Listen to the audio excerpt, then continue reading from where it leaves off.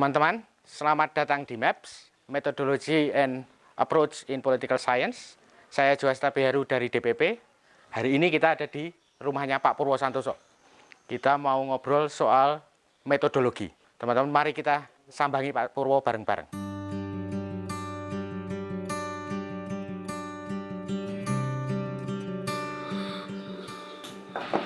Pak Pur, permisi.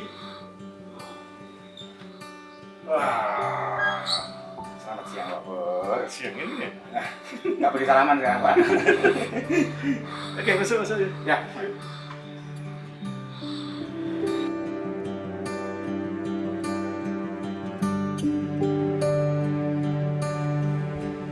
Perjalanan dari Magelang gimana Jo? Tadi ada cegatan Pak, terus melipir saya. Ayo Jo, duduk. Ya Pak Pur, makasih Pak Pur. Apa yang kita bisa obrolkan? Jadi begini Pak Pur, apa sih pentingnya belajar metodologi dan apa susahnya belajar metodologi sehingga itu seakan-akan jadi momok buat sebagian besar mahasiswa Pak? Sebetulnya ada yang takut, ada yang tidak takut. Dan yang tidak takut itu justru karena merasa metodologi itu bisa diubah menjadi metode penulisan. Dan kalau sudah ada standar baku caranya menulis, lalu sudah merasa menggunakan metodologi. Jadi ada dua respon sebetulnya. Yang pertama itu ketakutan, dan ketakutan itu justru karena tidak tahu salahnya. Tetapi di sisi lain juga ada banyak yang tidak tahu, dan justru karena tidak tahu itu kemudian nggak tahu salahnya. Ketika mereduksi metodologi itu sebetulnya hanya teknik penulisan. Nah, yang menjadikan menarik untuk kita pelajari atau kita bicarakan itu adalah metodologi itu selalu tersirat. Seperti enaknya makanan, itu melekat di dalam makanan itu, dan enak itu tidak mudah dideskripsikan. Dan cara memasak yang enak itu seringkali tidak bisa dideskripsikan secara metodologi. Seperti itulah, jadi watak yang embedded, watak yang implisit itu yang menjadikan belajar metodologi itu bagi orang yang serius mau mengadopsi metodologi itu memang menjadi masalah. Nah, kalau itu masih menjadi permasalahan buat mahasiswa, kemudian sebetulnya di cara mengajarnya itu apa yang bermasalah Pak Pur? Cara mengajarnya itu selalu eksplisit. Metodologi adalah, itu nggak ada gunanya. Mari kita bikin karya, lalu kemudian karya itu meyakinkan apa tidak. Karena apa? Kalau tadi saya minta elaborasi seperti apa enaknya makanan, itu adalah benarnya kebenaran.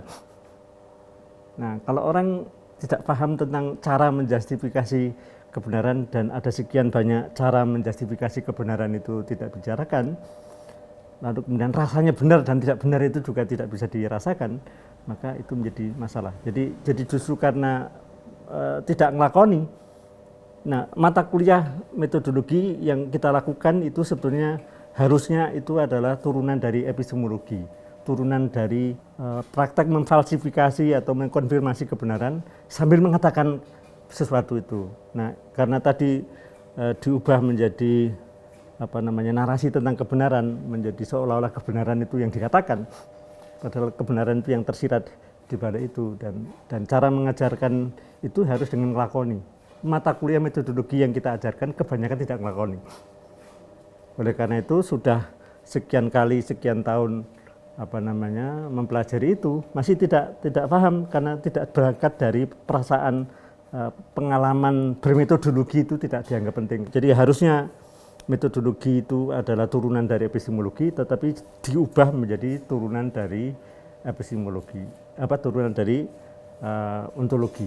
Ialah itulah yang justru menjadikan model belajar kita itu tidak bisa menjangkau aspek metodologi. Cara kita mengajar dan belajar metodologi itu mengelupas dari realita. Praktek berilmu itu dianggap sebagai bisa ditiru begitu saja, dan justru terlalu sibuk dengan hal-hal yang permukaan, terlalu sibuk dengan hal-hal yang eksplisit itu, lalu kemudian justru nggak pernah menjangkau yang implisit. Nah, oleh karena itu Gus Dur ketika membicarakan hal itu kepada orang yang sangat beragam, ya udah gitu aja kok repot. Sehingga gitu aja kok repot itu bisa dijelaskan dengan cara yang berbeda-beda tergantung orangnya. Bagi yang masih permukaan ya gitu aja kok repot ini loh, tapi bagi yang sudah rumit lalu bisa dibicarakan secara lebih, sehingga gitu aja kok repot itu yang seringkali juga disalahpahami, seolah-olah itu menyepelekan, tetapi justru karena keperluan untuk bisa berempati kepada orang yang level metodologinya berbeda-beda. Wah, ini pembicaraannya makin ngeri-ngeri sedap ini Pak Pur. Apa tadi? Menakutkan, jangan-jangan aku kayak hantu. Nah, justru karena menakutkannya itu Pak Pur. Sudah, kita ke atas saja. Siap Pak Pur. Ini di sini kayak duduk di tahta Sunda Empire Pak Pur.